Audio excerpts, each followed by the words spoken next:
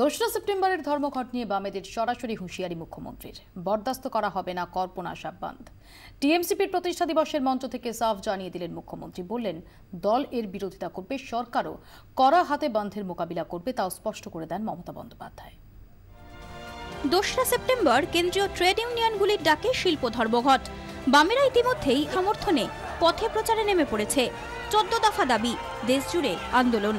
তবে এ রাজ্যে সরকার যে ধর্মঘটের বিপক্ষে তা এদিন খোলাখুলি জানিয়ে দিলেন মুখ্যমন্ত্রী। মঞ্চ ছিল টিএমসিপির প্রতিষ্ঠা দিবসের দলীয় কর্মসূচি। সেখানেই মুখ্যমন্ত্রীর সাফ হুঁশিয়ারি, কোনো বাঁধ বরদাস্ত করা হবে না এ রাজ্যে।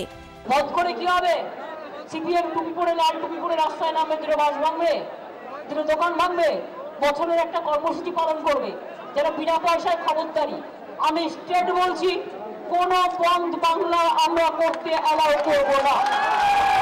ধর্মঘটের দিন গাড়ি বের করলে যার ক্ষতি হবে তাদের ক্ষতিপূরণও দেবে সরকার। এদিনই মন্ত্রীদের সেই নির্দেশ দিয়ে দিলেন মুখ্যমন্ত্রী। কোন দোকানে যদি কোনো হাত পড়ে, সরকার ক্ষতিপূরণ দেবে, আর যে ভাঙবে তার বিরুদ্ধে এমন কেস করবে। গাড়ি চলবে, গাড়ি ভাঙচুর করলে যে গাড়ি ভাঙচুর হবে ট্রান্সপোর্ট ডিপার্টমেন্ট ক্ষতিপূরণ দেবে। শুভেন্দু ইন্স্যুরেন্স করে রাখো, আমরা করে রাখবো, কিন্তু আমরা ওই দুটো গাড়ি ভাঙবে বলে ভয়ে ভয়ে ওদের কাছে নথি স্বীকার করব না। বন্ধ গভর্নমেন্ট করতে দেবে না। বার্তা স্পষ্ট, ধর্মঘটের মোকাবিলায় কোনো ফাঁক রাখবে না রাজ্য। এজন্য বামেদের পাশাপাশি কংগ্রেসকেও শুনতে হলো হুঁশিয়ারি। গত বুধবারই হলদিয়ায় ধর্মঘটের সমর্থনে পথে নামেন খোদ সিপিএম রাজ্য সম্পাদক। সবার অনুমতি নিয়ে পুলিশের সঙ্গে এক প্রস্ত ধস্তাধস্তি পর্যন্ত হয়। উত্তেজনার পারদ চড়ে।